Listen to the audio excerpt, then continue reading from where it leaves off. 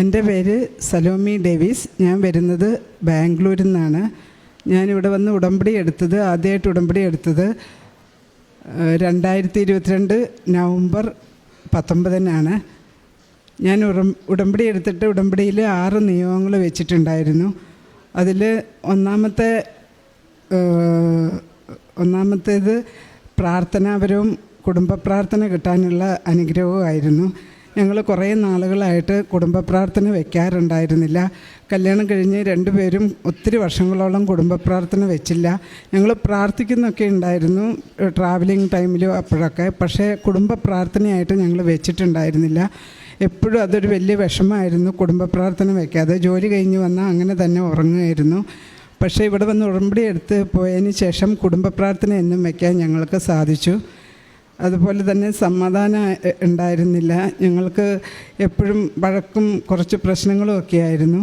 അതെല്ലാം മാതാവ് ഇവിടെ വന്ന് ഉടമ്പടി എടുത്തതിന് ശേഷം മാറ്റിത്തന്നു. പിന്നെ ഞാൻ ഉടമ്പടിയിൽ വെച്ച പ്രധാനപ്പെട്ട കാര്യം, എനിക്കൊരു ഭവനം ഇല്ലാത്തതായിരുന്നു. ഞാൻ 2014 ബാംഗ്ലൂർ സ്ഥലം വാങ്ങിയതാണ്. 2014 സ്ഥലം വാങ്ങിക്കഴിഞ്ഞ് അവിടെ വീട് കെട്ടാൻ ചെന്നപ്പോൾ എനിക്കറിഞ്ഞത് ആ സ്ഥലം കേസിൽപ്പെട്ട് കിടക്കുന്ന സ്ഥലമാണ്. അത് കാരണം അവിടെ വീട് വയ്ക്കാൻ പറ്റിയല്ല എന്ന് പറഞ്ഞു. വിൽക്കാനായിട്ട് ഞാൻ ചോദിച്ചപ്പോൾ അത് വിൽക്കാനും സമ്മതിക്കുന്നില്ല, വിൽക്കാനും പറ്റുന്നില്ല, വീട് വയ്ക്കാനും പറ്റുന്നില്ല. അങ്ങനത്തെ ഭയങ്കര ഒരു അവസ്ഥയിലായിരുന്നു ഞങ്ങൾ. ഈ പേരും പറഞ്ഞ് ഞങ്ങൾ വീട്ടിൽ നിരന്തരം വഴക്കുണ്ടാക്കിക്കൊണ്ടിരുന്നു. സ്ഥലം വിൽക്കണമെന്ന് ഞാൻ പറയും, എൻ്റെ ഹസ്ബൻഡ് പറയും വിൽക്കണ്ട. അപ്പം വീണ്ടും ഞാൻ സ്ഥലത്തിൻ്റെ അവിടെ ചെന്ന് കഴിയുമ്പോൾ ആൾക്കാർ പറയും ഈ സ്ഥലത്ത് നിങ്ങൾക്ക് ഒരിക്കലും വീട് വയ്ക്കാൻ പറ്റില്ല എന്ന്. പിന്നെ അതൊരു പഞ്ചായത്ത് ഏരിയ ആയ കാരണം അവിടെ വീട് വയ്ക്കാനായിട്ട് ലോൺ കിട്ടാൻ ഇച്ചിരി പ്രയാസം ഉണ്ടായിരുന്നു. പക്ഷെ ഞാനിവിടെ വന്ന് ഉടമ്പടി എടുത്തിട്ട് പോയി 1 മാസം കഴിഞ്ഞപ്പോഴത്തേക്കും എനിക്ക് അവിടെ വീട് വയ്ക്കാനുള്ള എല്ലാ കാര്യങ്ങളും നടന്നു വന്നു. ലോൺ തരാമെന്ന് പറഞ്ഞ് ബാങ്കിൽ നിന്ന് ആൾക്കാർ വിളിച്ചു. ഇപ്പം അവിടെ ഒരു വിജന പ്രദേശം പോലെ ഒരു 5-6 സൈറ്റുകൾ അങ്ങനെ കിടക്കുമായിരുന്നു. 10-12 സൈറ്റുകളും അങ്ങനെ കിടക്കുമായിരുന്നു. പക്ഷേ ആ കടന്ന സൈറ്റുകളെല്ലാം ഒരു വീട് മാത്രമേ വെച്ചിട്ടുണ്ടായിരുന്നുള്ളൂ. ഞങ്ങൾ വന്ന് ഉടമ്പടി എടുത്ത് പോയി ആ വീട് വെച്ചുകൊണ്ടിരുന്ന ആൾക്കാർ ഞങ്ങളോട് വന്ന് പറഞ്ഞു നിങ്ങൾക്ക് വീട് വെക്കണോ, ഞങ്ങൾ ലോൺ തരാം, അത് കാരണം ലോൺ തരാമെന്ന് പറഞ്ഞു. പിന്നെ ഞങ്ങൾ ലോണിന് വേണ്ടിയെല്ലാം നടന്ന് ലോണ് കിട്ടി. ഞങ്ങൾ ഫെബ്രുവരി ലാസ്റ്റിൽ ഇവിടുന്ന് നവംബറിൽ ഉടമ്പടി എടുത്ത പേപ്പർ വർക്കെല്ലാം കഴിഞ്ഞ് ഫെബ്രുവരിയിൽ ഞങ്ങൾ വീട് വയ്ക്കാൻ സ്റ്റാർട്ട് ചെയ്തു. ഞങ്ങൾ 1 ഫ്ലോർ വീട് വയ്ക്കാനാണ് ആഗ്രഹിച്ചിരുന്നത്. പക്ഷേ മാതാവ് ഞങ്ങൾക്ക് 3 ഫ്ലോർ വീടാക്കി അത് തന്നു. ലോണിന് പുറകെ എൻ്റെ ഒത്തിരി നല്ല ഫ്രണ്ട്സ് എന്നെ സഹായിക്കുകയും ചെയ്തു. അങ്ങനെ എനിക്ക് 3 ഫ്ലോർ വീട് വയ്ക്കാനായിട്ട് സാധിച്ചു. ആ വീടിൻ്റെ മുഴുവൻ പണിയും തീർന്നു. ഇപ്പം ഞങ്ങൾ ആ വീട് ഈസ്റ്റർ കഴിയുമ്പോഴത്തേക്കും മാറാനായിട്ടുള്ള ഒരു ശ്രമത്തിലാണ്. അപ്പോൾ അതിന് മുമ്പ് ഇവിടെ വന്ന് സാക്ഷ്യം പറയാനായിട്ട് ഞാൻ ആഗ്രഹിച്ചു. അതാണ് ഇന്ന് വന്ന് സാക്ഷ്യം പറഞ്ഞത്. പിന്നെ എനിക്ക് വേറൊരു വിഷയം എന്നാന്ന് ചോദിച്ചാൽ, എനിക്ക് ഭയങ്കര തലവേദനയായിരുന്നു. കുറേ നാളായിട്ടുള്ള തലവേദന. സ്കാനിങ് ചെയ്യുന്ന സമയത്തൊക്കെ ആ തലവേദന നോർമലാണെന്നും പറഞ്ഞാണ് MRI റിപ്പോർട്ട് വന്നുകൊണ്ടിരുന്നത്. ഇവിടെ വന്ന് ഞാൻ ആ തലവേദന നിയോഗം വെച്ചിട്ടുണ്ടായി. ഇവിടുന്ന് ഞാൻ പോയതിന് ശേഷം വീണ്ടും പ്രത്യക്ഷീകരണ പ്രാർത്ഥന എല്ലാം ചൊല്ലുമെങ്കിലും ആ തലവേദന കണ്ടിന്യൂസ് വന്നു.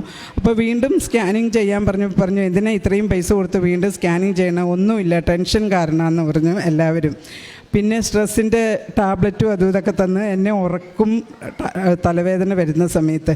പക്ഷേ ഇവിടെ ഉടമ്പടി എടുത്ത് പോയി കഴിഞ്ഞ ജൂലൈയിൽ എനിക്ക് വീണ്ടും ഭയങ്കര സിവിയറായിട്ട് തലവേദന വന്ന സമയത്ത് ഞാൻ ഡോക്ടറോട് പറഞ്ഞു എനിക്ക് MRI സ്പൈനും കൂടി ഒന്ന് എടുക്കണമെന്ന് പറഞ്ഞു. അപ്പോൾ വീണ്ടും ഡോക്ടർ MRI ബ്രെയിനും എടുത്തു, MRI ആൻജിയോഗ്രാമും എടുത്തു, സ്പൈനിൻ്റെ ഓൾ സ്പൈനും എടുത്തു. ഓൾ സ്പൈൻ എടുത്തപ്പോൾ എൻ്റെ C3 C4 C5 എല്ലാം ഡാമേജ്ഡ് ആണ്, L1 L2 എല്ലാം ഡാമേജ്ഡ് ആണ്, പെട്ടെന്ന് ഓപ്പറേഷൻ വേണമെന്ന് പറഞ്ഞു. ഓപ്പറേഷൻ വേണമെന്ന് പറഞ്ഞു കഴിഞ്ഞപ്പോഴത്തേക്ക് എനിക്ക് ഭയങ്കര പേടിയായി. കാരണം ഞാൻ ഡ്രൈവ് ചെയ്തുകൊണ്ടിരിക്കുമ്പോൾ 2 വീലറിന് ഒത്തിരി പ്രാവശ്യം വീണിട്ടൊക്കെ ഉണ്ട്. ആ സമയത്തൊക്കെ ഞാൻ അപ്പം തന്നെ 2 വീലർ ഓടിച്ച് പോവുകയോ ചെയ്തുകൊണ്ടിരുന്നത്. പക്ഷെ തലവേദന സ്പൈനിൻ്റെ പ്രോബ്ലം കൊണ്ടാണെന്നുള്ളത് എനിക്ക് ആ ഡയഗ്നോസ് ആയിട്ടുണ്ടായിരുന്നില്ല. അത്രയും 2 വർഷവും തലവേദനിച്ചിട്ട് എനിക്ക് അറിയില്ലായിരുന്നു സ്പൈനിൻ്റെ പ്രോബ്ലം കാരണമാണ് എനിക്ക് തലവേദന വന്നതെന്ന്. അത് കഴിഞ്ഞിട്ട് ഞാൻ MRIയുടെ റിപ്പോർട്ടൊക്കെ വന്നപ്പോൾ ഇങ്ങനെ ഓപ്പറേഷൻ പറഞ്ഞപ്പോൾ ഞങ്ങളുടെ പള്ളിയിലെ വികാരിയച്ഛൻ വന്നു. അച്ഛൻ വന്നിട്ട് പറഞ്ഞു, സ്പൈനിൻ്റെ തൊട്ട് കളിക്കുമ്പോൾ പിന്നെ അതൊരു ഭയങ്കര ബുദ്ധിമുട്ടാകും, ഇപ്പോൾ ജോലി ചെയ്ത് ജീവിക്കുന്നുണ്ടല്ലോ, ഇനി കുറച്ച് നാൾ കഴിയുമ്പോൾ അതും കൂടി ഇല്ലാതെ ഇരുന്നു എന്ന് പറഞ്ഞാൽ ഭയങ്കര കഷ്ടമാകും, അത് കാരണം ഒന്ന് പ്രാർത്ഥിക്കാമെന്നും പറഞ്ഞ് അച്ഛൻ പ്രാർത്ഥിച്ചു. അച്ഛൻ പ്രാർത്ഥിച്ചു പോയപ്പോൾ എനിക്ക് വേദനയൊക്കെ കുറവായി, എനിക്കൊരു ഇച്ചിരി സമാധാനമൊക്കെ കിട്ടിയെങ്കിലും വീണ്ടും ഞാൻ ഡോക്ടറെ കണ്ടപ്പോൾ ഡോക്ടർ പറഞ്ഞു, അത് ചെയ്തു എന്ന് പറഞ്ഞാലും നിനക്ക് ഔട്ട്കം ഇച്ചിരി കുറവായിരിക്കും, പക്ഷേ അത് ചെയ്യണമെന്ന് പറഞ്ഞു. എപ്പോഴാണേലും അത് ചെയ്യണമെന്ന് പറഞ്ഞു. അപ്പം ഞങ്ങളുടെ വീട്ടിലെല്ലാവരും ചർച്ചിലുള്ള എല്ലാവരും കാണാൻ വന്നപ്പോൾ ഒരാൾ പറഞ്ഞു, നിങ്ങൾ പെട്ടെന്ന് തന്നെ കൃപാസനത്തിലേക്ക് പോയിട്ട് അവിടെ പോയി പ്രാർത്ഥിക്കാൻ പറഞ്ഞു. അപ്പോൾ ഞാനും എൻ്റെ ഹസ്ബൻഡിനോട് പറഞ്ഞു, നമുക്ക് കൃപാസനത്തിൽ പോയി പ്രാർത്ഥിക്കാം. നമുക്ക് ചോദിച്ചപ്പം വീടും ബാക്കി കാര്യങ്ങളെല്ലാം നമുക്ക് നടത്തി തന്ന അമ്മയല്ലേ, അപ്പോൾ ഈ കാര്യവും നമുക്ക് അമ്മ തന്നെ നടത്തി തരും, അത് കാരണം നമുക്ക് കൃപാസനത്തിലേക്ക് പോകാമെന്ന് പറഞ്ഞു. അപ്പോൾ എൻ്റെ ഹസ്ബൻഡ് പറഞ്ഞു, ഇപ്പോൾ എൻ്റെ കയ്യിൽ പൈസയില്ല, ഞാൻ വീടിൻ്റെ എല്ലാ കാര്യങ്ങളും നടത്തി എൻ്റെ കയ്യിൽ പൈസ ഇല്ലാതിരിക്കുകയാണ്. പെട്ടെന്ന് എന്നെ കാണാൻ വന്ന ഒരു മനുഷ്യൻ, ഞങ്ങളതൊന്നും പറഞ്ഞില്ലെങ്കിലും അവർ പെട്ടെന്ന് തന്നെ ഞങ്ങൾക്ക് ഇങ്ങോട്ടും അങ്ങോട്ടും തൽക്കാലം തന്നെ എടുത്ത് ഞങ്ങളോട് പെട്ടെന്ന് പോകാൻ പറഞ്ഞു. ഞാൻ അന്നത്തെ ദിവസം അച്ഛനുണ്ടോയെന്നൊന്നും ഞാൻ ചോദിച്ചില്ല. ഞാൻ ഇങ്ങോട്ട് വേഗം വണ്ടി കയറി വന്നു. ഞാൻ ഇവിടെ വന്ന് പ്രാർത്ഥിക്കുകയും എല്ലാം ചെയ്തു. അൾത്താരയിൽ എൻ്റെ ഡിസ്ചാർജ് സമ്മറി വെച്ചു, സ്കാനിങ് റിപ്പോർട്ട് വെച്ചു, എല്ലാം വെച്ചു, പ്രാർത്ഥിച്ചു കഴിഞ്ഞ് അപ്പോഴാണ് അറിയുന്നത് ഇന്ന് അച്ഛൻ ഇവിടെ ഇല്ല, അച്ഛൻ ഇന്ന് വരികയില്ല എന്ന് പറഞ്ഞു. അപ്പോൾ അച്ഛനെ കാണാൻ പറ്റില്ല എന്ന് പറഞ്ഞു. അപ്പം ഞങ്ങൾ പോകാനായിട്ട് അവിടെ തിരിച്ച് ചെന്നപ്പോൾ അവിടെ ഒരു അച്ഛൻ നിന്ന് ബ്ലെസ് ചെയ്തുകൊണ്ടിരിക്കണ്ടായി. അപ്പം ഞാൻ ആ അച്ഛനെ കൊണ്ട് ബ്ലെസ് ചെയ്യിപ്പിച്ചു. അച്ഛൻ പറഞ്ഞു, മാതാവിനോട് പ്രാർത്ഥിച്ചോളാൻ പറഞ്ഞു. അത് കഴിഞ്ഞിട്ട് മാതാവിനോട് പ്രാർത്ഥിച്ചിട്ട് പൊക്കോളാൻ പറഞ്ഞപ്പോൾ ഞാൻ ആ ഗേറ്റിൻ്റെ അവിടെ എത്തിയപ്പോഴത്തേക്ക് ഇവിടുന്ന് ആരോ വന്ന് പറഞ്ഞു, ജോസഫച്ചൻ വന്നിട്ടുണ്ട് എന്ന് പറഞ്ഞു. അപ്പോൾ ഞാൻ വേഗം പോയി അവിടെയുള്ള ചേട്ടനോട് ടോക്കൺ വാങ്ങി, സ്കാനിങ് റിപ്പോർട്ടും ഡിസ്ചാർജ് സമ്മറിയും കാണിച്ച് ടോക്കൺ വാങ്ങി ഞാനിവിടെ വന്ന് നിന്നു. ഇവിടെ വന്ന ആൾക്കാരെ നിന്നു. അച്ഛൻ വന്നു, പ്രാർത്ഥിച്ചു. കുറേ പേര് നിൽക്കുന്നുണ്ടായി പ്രാർത്ഥിക്കാനായിട്ട്. എല്ലാവരും റിപ്പോർട്ടുകൾ പിടിച്ചുകൊണ്ടായിരുന്നു നിന്നിരുന്നത്. ഞാനും റിപ്പോർട്ട് പിടിച്ചുകൊണ്ടാണ് ഇവിടെ നിന്നിരുന്നത്. അച്ഛൻ എല്ലാവരെയും തലവെച്ച് പ്രാർത്ഥിച്ചു, കാശ് രൂപം തന്നു പ്രാർത്ഥിച്ചു. പക്ഷേ ഞാൻ അച്ഛനോട് എടുത്തൊന്നും പറഞ്ഞില്ല, അച്ഛാ എനിക്ക് വേദനയുണ്ടെന്ന് എടുത്തു പറഞ്ഞില്ല. കാരണം എന്നാന്ന് വെച്ചാൽ അച്ഛനെ റിസൾട്ട് കാണിച്ചതല്ലേ, അച്ഛൻ മനസ്സിലാക്കിക്കോളൂ എന്ന് വിചാരിച്ചിട്ട് എടുത്തു പറഞ്ഞില്ല. പക്ഷേ ഞാൻ ഇവിടുന്ന് പോയി കഴിഞ്ഞ് വീണ്ടും ഞാൻ സ്പൈൻ സർജനെ കൊണ്ടുപോയി കാണിച്ചു, ഓർത്തോ സർജനെ കാണിച്ചു, ന്യൂറോ സർജനെ കാണിച്ചു. അപ്പോൾ അവരെല്ലാം പറഞ്ഞു, സർജറിയുടെ ഒന്നും ആവശ്യമില്ല, നിങ്ങൾക്ക് കൺസർവേറ്റീവ് ട്രീറ്റ്മെൻറ്റ് മതി, നിങ്ങൾ ഫിസിയോതെറാപ്പി ചെയ്താൽ മതി, നിങ്ങൾക്ക് ഒരു ഓപ്പറേഷനും വേണ്ട, നിങ്ങൾക്ക് ഓപ്പറേഷൻ്റേതായ ഒന്നും കാണുന്നില്ല എന്ന് സെയിം റിപ്പോർട്ടിൽ പറഞ്ഞു. അത് കഴിഞ്ഞിട്ട് റിപ്പീറ്റ് MRI എടുക്കാൻ പറഞ്ഞു. അപ്പോൾ ഞാൻ പറഞ്ഞു, റിപ്പീറ്റ് MRI ഇനി എടുക്കുന്നില്ല, കാരണം മാതാവ് ഇവിടെ വന്ന് എന്നെ അനുഗ്രഹിച്ചതാണെന്ന് എനിക്കറിയാമായിരുന്നു. അത് ഞാൻ ഡോക്ടറോട് പറഞ്ഞില്ല. പക്ഷേ എനിക്ക് മനസ്സിലായി എന്നെ മാതാവ് തൊട്ട് സുഖപ്പെടുത്തിയിട്ടുണ്ടെന്ന്. അത് കാരണം പിന്നീട് ഞാൻ എടുത്തില്ല. അത് കഴിഞ്ഞിട്ട് ജൂണായിരുന്നു. ഇപ്പോൾ ഇത്രയും നാളായിട്ട് എനിക്ക് അങ്ങനത്തെ ഒരു സിവിയർ സ്പൈനിൻ്റെ പ്രോബ്ലം ഒന്നും വന്നിട്ടില്ല. എനിക്ക് കുനിഞ്ഞ് കാല് തേക്കാൻ പോലും പറ്റില്ലായിരുന്നു. ഇപ്പോൾ എനിക്കിത് എല്ലാ പണിയും ചെയ്യാൻ പറ്റുന്നുണ്ട്. പക്ഷേ എനിക്ക് പേന കൊണ്ട് എഴുതാൻ പറ്റുന്നുണ്ടായിരുന്നില്ല. പേന കൊണ്ട് എഴുതിയാൽ എനിക്ക് നെക്കിലെ വെയിൻ വേദനിക്കുമായിരുന്നു. എനിക്ക് പേന കൊണ്ടൊന്നും എഴുതാൻ പറ്റുകയില്ല. ഞാൻ ICUവിലിരുന്ന്, ഞാനൊരു ICUയുടെ ഹെഡാണ്, ഞാൻ ബാംഗ്ലൂർ ഒരു ഹോസ്പിറ്റലിൽ. അപ്പോൾ അവിടെ ഇരുന്ന് ഞാൻ എന്തെങ്കിലും എഴുതാനായിട്ട് നിന്ന് കഴിഞ്ഞാൽ അപ്പോൾ എനിക്ക് നെക്കിൻ്റെ കഴുത്തിലുള്ള വെയിന് വേദനിക്കും. പിന്നെ എൻ്റെ ഈ കൈക്ക് വിറക്കലുണ്ട്, ഈ വിരൽ എനിക്ക് വിറയ്ക്കുകയും ചെയ്യും.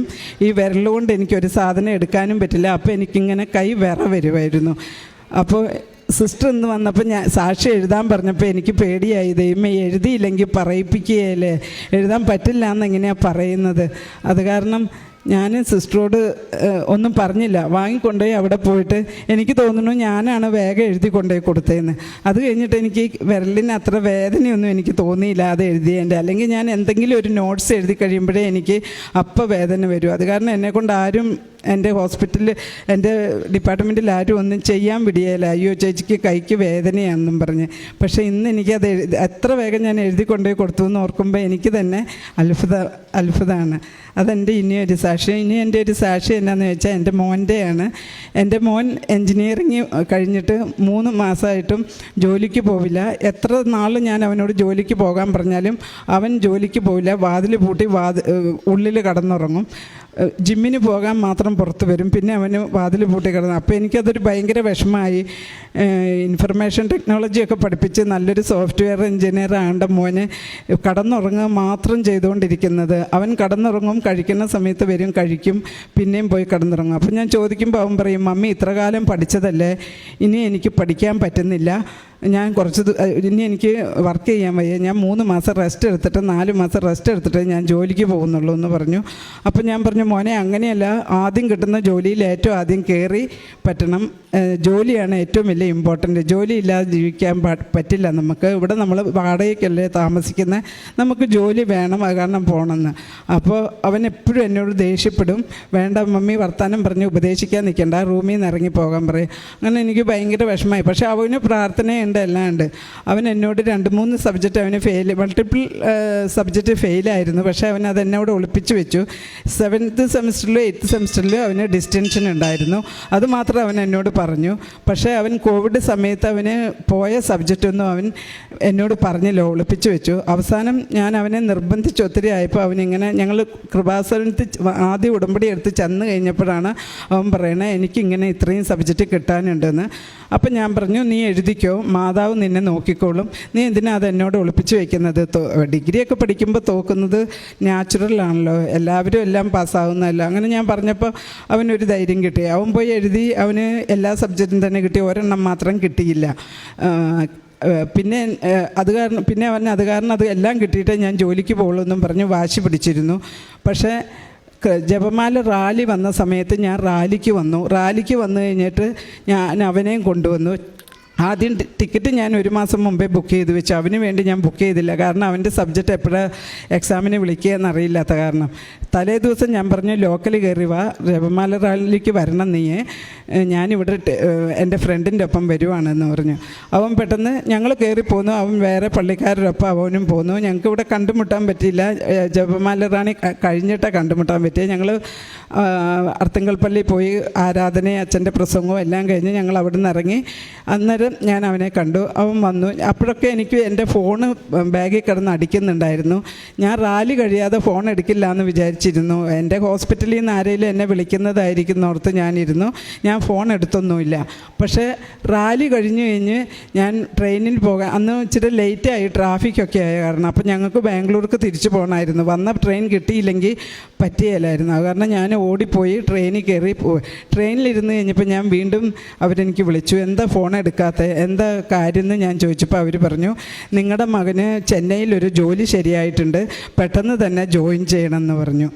അപ്പോൾ ഞാൻ പറഞ്ഞു, അപ്പോൾ അവന് സർട്ടിഫിക്കറ്റ് ഒന്നും കിട്ടിയിട്ടില്ല എന്ന് പറഞ്ഞു. നിങ്ങൾ പോയി ഇൻ്റർവ്യൂ ചെയ്യാൻ പറഞ്ഞു.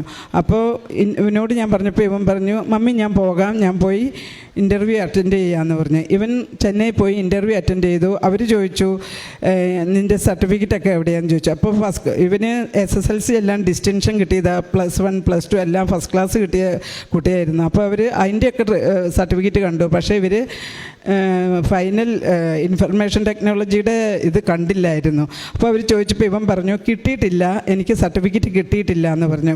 ഞാൻ തോറ്റുപോയി എന്നൊന്നും അവൻ പറഞ്ഞില്ല. അവൻ പറഞ്ഞു, എനിക്ക് സർട്ടിഫിക്കറ്റ് കിട്ടിയിട്ടില്ല എന്ന് പറഞ്ഞു.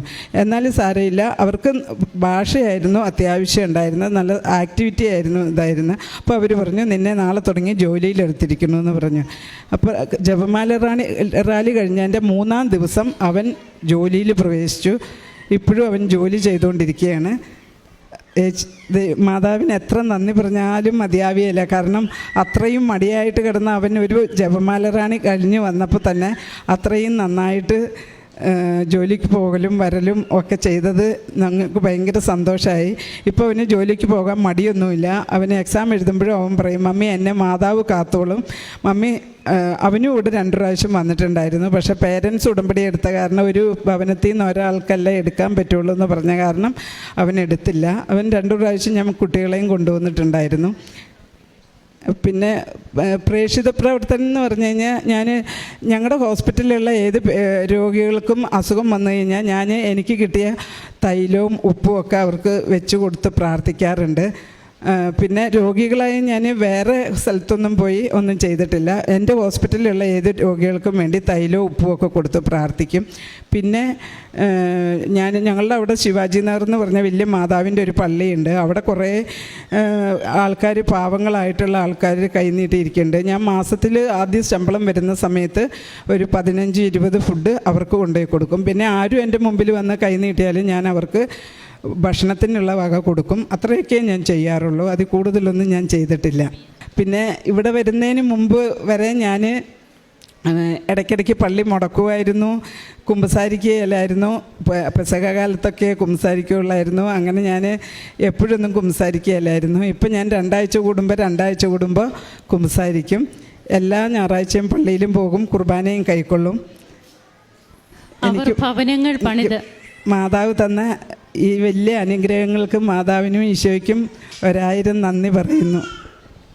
അവർ ഭവനങ്ങൾ പണിത് വാസമുറപ്പിക്കും, മുന്തിരിത്തോട്ടങ്ങൾ നട്ടുപിടിപ്പിച്ച് അവയുടെ ഫലം ഭക്ഷിക്കും. അവർ പണിയുന്ന ഭവനങ്ങളിൽ അന്യർ വസിക്കുകയില്ല. വിശുദ്ധ ഗ്രന്ഥത്തിൽ യെശയ്യാ പ്രവാചകൻ്റെ പുസ്തകം 65-ാം അധ്യായം 21-ാം തിരുവചനമാണ്. വർഷങ്ങളായിട്ട് തങ്ങൾക്ക് സാധിക്കാതിരുന്ന ഭവന നിർമ്മാണം അതെങ്ങനെ സാധിക്കുന്നു എന്നും അതിന് പിന്നീട് 1 ഫ്ലോറ് എന്നുള്ളത് 3 ഫ്ലോറായിട്ടുള്ള 3 സ്റ്റോറി ബിൽഡിംഗ് ആയിട്ടൊക്കെ എങ്ങനെ പണിയാൻ പരിശുദ്ധ അമ്മയുടെ മധ്യസ്ഥതയിലൂടെ സാധിച്ചു. ഒരു പൈസ പോലും പലിശയ്ക്കെടുക്കാതെ തങ്ങൾക്ക് അതൊക്കെ എങ്ങനെയാണ് കഴിഞ്ഞത് എന്നുള്ളതാണ് അനുഭവ സാക്ഷ്യത്തിൽ നാം ആദ്യമായിട്ട് കേൾക്കുന്നത്. അതുപോലെ പിന്നീട് മകൻ്റെ ജോലി, അവൻ്റെ മടി പഠിക്കുന്നതിനും അതുപോലെ ജോലിക്കുമൊക്കെയുള്ള ആ ഉത്സാഹക്കുറവൊക്കെ മാറുക. ജപമാല റാലിയിൽ പങ്കെടുത്തതിന് ശേഷം എങ്ങനെയാണ് മകന് ജോലി ലഭിക്കുന്നത്, തനിക്ക് തന്നെ വർഷങ്ങളായിട്ടുള്ള പല അസുഖങ്ങളും മാറുന്നതൊക്കെ എങ്ങനെ, എല്ലാറ്റിലും ഉപരിയായിട്ട് കുടുംബ സമാധാനം. അതിനു മുൻപ് വരെയൊക്കെ അങ്ങനെ ആയിരുന്നില്ല. എന്നാൽ ഉടമ്പടി എടുത്തതിന് ശേഷം കുടുംബ സമാധാനം ലഭിക്കുന്നു. കുടുംബ പ്രാർത്ഥന അത് ഓരോരോ കാരണങ്ങൾ പറഞ്ഞ് വിവാഹത്തിന് ശേഷം കുടുംബ പ്രാർത്ഥനയെ നടത്തിയിട്ടില്ലായിരുന്നു എന്നാണ് നമുക്ക് മനസ്സിലാവുക. എന്നാൽ ഉടമ്പടി എടുത്തതിന് ശേഷം എങ്ങനെയാണ് കുടുംബ പ്രാർത്ഥന, നമ്മുടെ കുടുംബത്തിലെ അൾത്താരയിൽ കുടുംബം ഒന്നിച്ച് സമർപ്പിക്കുന്ന പ്രാർത്ഥനയാണ്. അതിൻ്റേതായ മൂല്യമുണ്ട്. ഈശോയുടെ പക്കൽ അതിന് വിലയുണ്ട്. അപ്പോൾ ആ കുടുംബ അൾത്താരയിൽ നാം പ്രാർത്ഥിക്കുന്ന, കുടുംബമായിട്ട് പ്രാർത്ഥിക്കുന്നത് അതിനൊത്തിരിയേറെ പ്രാധാന്യം ജീവിതത്തിലുണ്ടെന്നൊക്കെ ഉടമ്പടിയിലൂടെയാണ് ഓരോ മക്കൾക്കും തിരിച്ചറിവുണ്ടാകുന്നത്. ആത്മീയ ജീവിതത്തിലും ഒക്കെ എങ്ങനെ തനിക്ക് മാറുവാൻ സാധിച്ചു, ഇന്ന് എത്രമാത്രം ഉത്സാഹത്തോടെയാണ് ഓരോ കാര്യങ്ങളും, അതായത് കാരുണ്യ പ്രവർത്തികൾ, പ്രേക്ഷിത പ്രവർത്തനം, അതിനൊക്കെ ചാൻസ് കിട്ടുമ്പോഴും മറ്റുള്ളവർക്ക് ഭക്ഷണം കൊടുക്കാനും അങ്ങനെയൊക്കെയുള്ള കാര്യങ്ങളിലൊക്കെ എത്രമാത്രം ഉത്സാഹിക്കുവാൻ ഇന്ന് സാധിക്കുന്നുണ്ട്. അത് ചെയ്യുവാനുള്ള ഒരു മനസ്സ്, ഹൃദയവും ഉടമ്പടിയെടുത്ത മക്കൾക്കൊക്കെ ലഭിക്കുന്നത് അതെല്ലാമാണ് തങ്ങൾക്ക് തങ്ങളുടെ ജീവിതത്തിലെ തടസ്സങ്ങൾ മാറുവാൻ ഓരോരുത്തർക്കും കൃപയായിട്ട് ഭവിക്കുന്നത്. നമുക്ക് ഈ കുടുംബത്തെ സമർപ്പിച്ചുകൊണ്ട് ദൈവത്തിന് നന്ദി പറയാം. കരങ്ങൾ അടിച്ച് ഈശോയ്ക്കും അമ്മയ്ക്കും നന്ദി പറയാം. ദൈവത്തെ ആരാധിക്കാം, മഹത്വപ്പെടുത്താം. അത്യപൂർവ ദൈവാനുഭവങ്ങൾ ഇനി നിങ്ങൾക്കും സ്വന്തം. ഈ യൂട്യൂബ് ചാനൽ ഇതുവരെ സബ്സ്ക്രൈബ് ചെയ്തിട്ടില്ലെങ്കിൽ ഇപ്പോൾ തന്നെ സബ്സ്ക്രൈബ് ചെയ്യുക. ഈ വീഡിയോ ഇപ്പോൾ തന്നെ നിങ്ങളുടെ സുഹൃത്തുക്കൾക്ക് ഷെയർ ചെയ്തുകൊണ്ട് കർത്താവിൻ്റെ പ്രേക്ഷിതരാകുക.